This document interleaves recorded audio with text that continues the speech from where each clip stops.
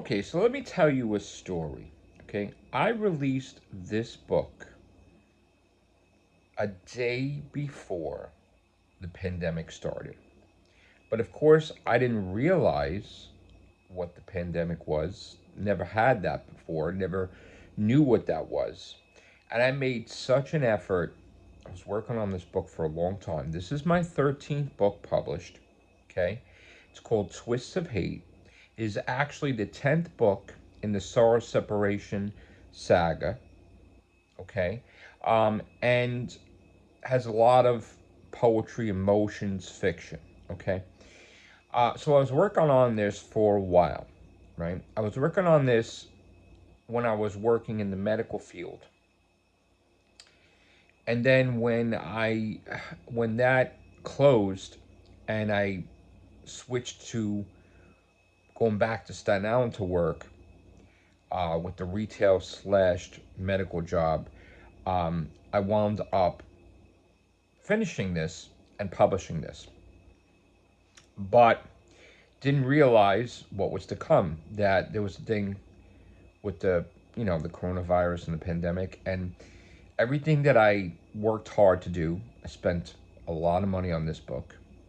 I think it was like over $2,500 to do this self-publishing, and then I think I spent an additional 500 um, to like related promotions and stuff like that with it.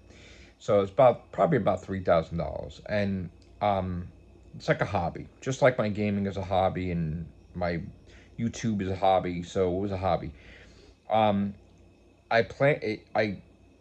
planned on getting it in Fifth Avenue. Barnes and Noble was going to be in there, and it was going to be in Union Square. And then the next day, I found out that everything was shut down, lockdown. And I'm like, what's a lockdown? We never went through this before. So the whole time that all these stores were closed, now nobody knew what this book was because again, I would have had to spend more money on advertising to basically do commercials or do like it could be putting ads all over the place in newspapers, or it could have been online paying for stuff, or on buses, or paying to be on the page of Amazon.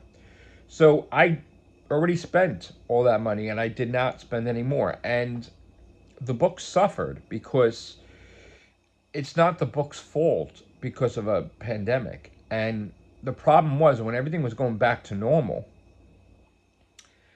um, I didn't realize that they hold it against you. Like, my book got downgraded to if you wanted it, the bookstores wouldn't have it. You would have to specially order it. So I was very upset because I built my brand in Barnes and Noble.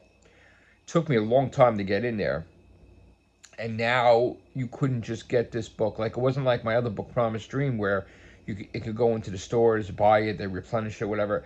So now this book was never able to prove itself, and it wasn't its fault. And when I talk to different places, they're like, "Well, it's been out now for years." I'm like, "Well, it has nothing to do with it's because of the pandemic." They're like, "Well, there's nothing you could do. You would have to create a new book to build your name up again as an author, and then maybe do book signings and squeak this in there." Which I'm like, why? Why do I got to sneak this in there in a signing for a new book? So this halted my book venture of writing books because I'm like, if I'm gonna shell out savings and spend, money on the book, I gotta have a return. I gotta make money back. And again, this is the first time that this has happened where the book failed, but it didn't fail because of itself. It failed because of circumstance. So I kind of feel like there's got to be a loophole, that it's not fair. So I was like, well, how can I rebrand this? Now, in the past, I've tried to do YouTube videos, and then I was always taught not to cross the streams, meaning if people know me for my gaming, they know me for my gaming or my podcasting. But now if I start throwing other stuff in there that they don't know about, what happened when I did that last time was I had haters that didn't like my podcasting, and they did 22 negative reviews on Amazon for, I think, Perfect Wish Book. And after that, I'm like, I'm not doing this anymore. But at this point in time, what else could you do? I got to do across the streams. I got to do videos to promote my brand, or else it's not going to be promoted. And I'm going to do it on my YouTube outlet because I've been on YouTube for years. This is my secondary channel, but on my main channel, I have thousands of subscribers. So I got to boost everything. So I'm going to put a couple links in the description below to where you can buy this. Now, I guess in some cases, if the Barnes & Nobles don't have it physically, you probably might have to order it.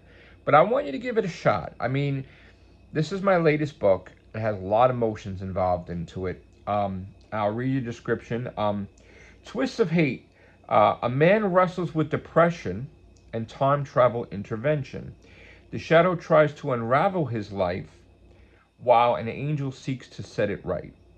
And of course, this is the 10th book of the Sorrow Separation Saga. And it's got me on the back, of course. So there you go. All right. And again, one of the biggest things I love about doing books is I also love working on the covers. I have a vision of what my cover wants to be. And in this case, when everything was going wrong, I had to spend extra money to get this cover perfect the way I wanted it to be. And they did a great job. But it was rough for a little bit because they weren't capturing my vision. And then I had to spend a lot more money. So, but in the end, Xebris did a great job as always. And I will be doing books with them in the future. But I really want to focus on rebranding this, seeing if I can get it to sell, seeing if I could go against the norm and rebrand it. We're giving it another shot in the bookstores, buying it, giving it its time, maybe, a couple of months, maybe a year, whatever, and see what happens. Now, I haven't ruled out if I'm going to wait a year for another book or not, but for now, Twists of Hate. Check it out. Thank you guys. Take care. Bye for now.